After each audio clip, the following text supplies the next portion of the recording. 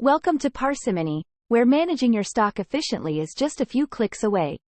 In this video, we will walk you through the process of creating a delivery trip step by step, ensuring that your goods reach their destination without a hitch.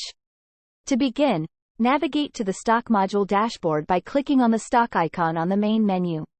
Here, you can oversee all your stock-related activities in one place. Next, let's create a delivery trip. Click on Delivery Trip under Stock Transactions to initiate the process.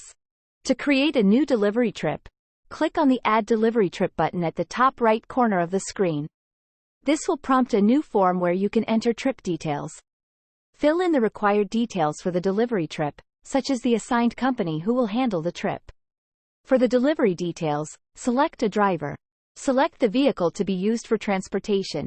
Specify the departure date and time. In the delivery stop, select the customer receiving the goods. Specify the expected arrival date and time to ensure timely delivery scheduling. This will help in effective planning and coordination. Once all the details are filled in, click on Save and Submit button to finalize and save the delivery trip.